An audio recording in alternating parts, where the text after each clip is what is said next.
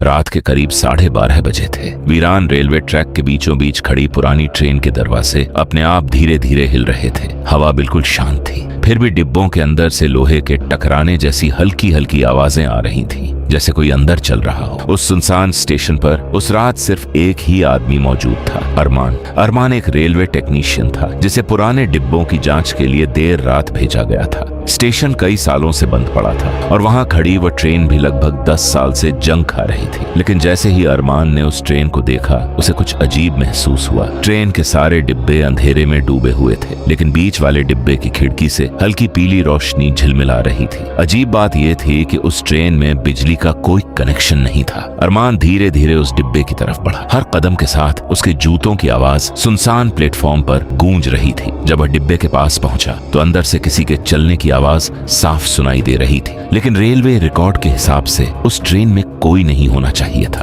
अरमान ने हिम्मत करके डिब्बे का दरवाजा खोला।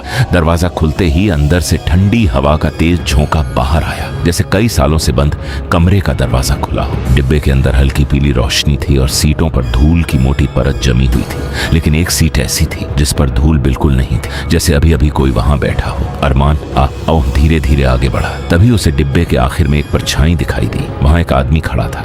वह आदमी बिल्कुल चुप था और खिड़की के बाहर अंधेरे में देख रहा था। अरमान को पहले लगा शायद कोई चोर या बेघर आदमी यहाँ छिपकर रह रहा होगा, लेकिन जैसे ही वह थोड़ा और करीब गया, उसका दिल तेज धड़कने लगा, क्योंकि उस आदमी की परछाई जमीन पर तो थी, लेकिन उसके पैरों की कोई आवाज नहीं आ रही थी। और उससे भी अजीब बात यह थी कि उस आदमी के कपड़े पुराने रेलवे गार्ड जैसे थे। तभी अरमान को अचानक एक पुरानी घटना याद आई। करीब 10 साल पहले इसी ट्रेन के साथ एक भयानक हादसा हुआ था। उस हादसे में इस ट्रेन के गार्ड की मौत हो गई थी, जब ट्रेन अचानक पटरी से उतर गई थी, और तब से ये ट्रेन उसी जगह पर खड़ी थी। ये ख्याल आते ही अरमान धीरे धीरे पीछे हटने लगा, लेकिन तभी वह आदमी अचानक मुड़ा। उसका चेहरा बिल्कुल सफेद था और उसकी आंखें पूरी तरह खाली थी। उसकी नजर सीधे अरमान पर टिक गई।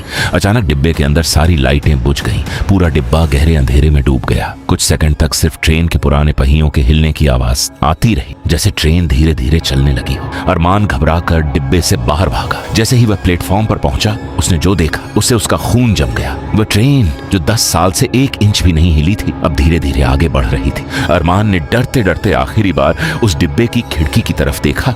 वहां वही रेलवे गार्ड खड़ा था, लेकिन इस बार वह अकेला नहीं था। उसके पीछे सीटों पर कई धुंधली परछाइयां बैठी थीं, जैसे कोई अदृश्य सफर फिर से शुरू हो चुका हो। अगली सुबह जब रेलवे अधिकारी वहां पहुंचे, ट्रेन अपनी पुरानी जगह पर ही खड़ी थी। सब कुछ बिल्कुल वैसा ही था, जैसे कुछ हुआ ही ना हो, लेकिन एक चीज बदल चुकी थी। ट्रेन के बीच वाले डिब्बे की खिड़की पर धूल में एक ताजा निशान बना हुआ था, जैसे किसी ने अंदर से कांच पर उंगली से लिखा हो, अगला यात्री इंतजार कर रहा है।